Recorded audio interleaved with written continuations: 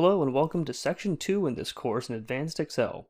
In this section, we're going to be talking about more of the fun stuffs, the charts, the graphs, and all the visuals in Excel.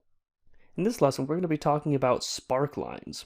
It's a fun and easy feature to use. I think it's a great way to start this section, so let's get started. So let's say that our unclean data contained all the data from 2020, but also back further. I think in our data set we only have 2019 and 2020, but let's say it went back even further. So let's say it went back all the way to 2015. Let's also say that you did some kind of sum ifs formula to sum all the totals from the product name and also by the year. So let's say you did all the work and you even made an extra column to multiply the number of orders by the product price and you came up with the totals. So let's say you did all that and now you have the totals. But for this one, we're just going to use the random between formula. 20,000, let's say 100,000. There we go. Copy that. And we're going to paste it there. There we go. I'm also going to copy and paste these as values. There we go. All right, so now we have our totals here. Let's say you wanted to get just a quick idea of how their data is doing by year. So one way to do it is to maybe make a bunch of different graphs, then sectioned off. Maybe you can make a clustered column chart or something like that. But if you just want to get a quick idea of how the data is doing per year, you could use a feature called Sparklines. Now Sparklines work, it's basically a mini graph in one cell. Let me show you how it works. First, we're going to press Insert. We're going to go to this section right over here, Sparklines. So let's go ahead and insert the line chart. So basically it's a mini chart, so it's going to be a line chart. The data range, it's going to be all the cells next to it. I'm going to press OK. And look at that. We're going to go ahead and copy this down. Now we have a bunch of things that look kind of like sparks. So we have a bunch of different sparks, probably why they call it Sparklines for these line charts. Make it a bit darker. There we go. All right, so now we have these little mini line graphs that kind of show how our data is doing per year. Now, if the data was real, you'd probably end up seeing more trends and different patterns to it, but since this data is random, it's going to be obviously kind of random, but you get the idea. So this is one way you can do it. And once you click on it, it kind of highlights the whole thing and it gives you different options. So another option is the columns. So now it's basically a column chart of your data by year, or however you want to see it. And also in this column chart, if you like, which I like to do, I like to highlight it by the high point. So now it's showing me the highest point. So it looks like in 2018 for Bugs Bunny was the highest point. Now this one, it's not that much of a difference. We have a blue, then we have a slightly darker blue, but you can easily change this.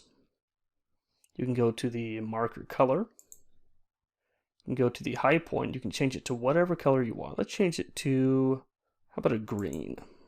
There we go. So now we can easily tell which one is the highest point. Of course, the third one would be wins and losses. Now this one works best if there are negative numbers. So let's go ahead and change this. Let's pretend like you had different data. Let's just say that you had data that had negative numbers and positive numbers. Let's do a rand between. Let's do -100 and 100. Go ahead and copy this. Go ahead and paste it. There we go. So now it's still doing, let's see, design. So it's still trying to do the column chart. But now let's do wins and losses. This does it a little bit better. Now with this one, let's go ahead and get rid of the high point, but let's click on negative points. So now anything that's negative, it's going to show you it as a different color. Let's change the negative points to, let's say, red. There we go. So you can quickly tell which years were good, which years were bad at just a glance. You can also mess with the other marking colors. You can do your first points, low point, last point, things like that. So you can make it stand out a little bit better. So that's kind of Sparklines in a nutshell. It's very quick and easy. Probably don't use them that often, but they are very interesting to see. By the way, with these wins and losses, it doesn't actually show you how much the wins and losses are. It just shows you whether they're negative or positive numbers. For instance, look at Yosemite Sam. We have the number 67 right next to the number 2. So those numbers are very different from one another. But if we look at it on the chart, you'll notice that they actually look identical in the sparkline. Now if I were to change this back to a column, you'll obviously see a big difference. So the column actually shows you how big the difference is, whereas wins and losses just shows you whether they're negative or positive. Now you might think, now if the column shows me if it's negative or positive and it also shows how big the difference is, why not just use the column? Well, the reason is these things can be pretty small, and if the numbers themselves are not that important, and all you want to show is whether they're negative or positive, changing them to wins and losses can definitely be helpful because it equalizes them. So at a distance, you can see it better. So these are pretty small in general, so at a distance, if you're zoomed out enough, it can be kind of hard to tell. Even if they're different colors, they can still be pretty hard to tell if they're negative or positive. So if you notice Daffy Duck, those are pretty small over here, and if you're zoomed out enough, it can be kind of hard to tell. So changing those to wins and losses can definitely be helpful.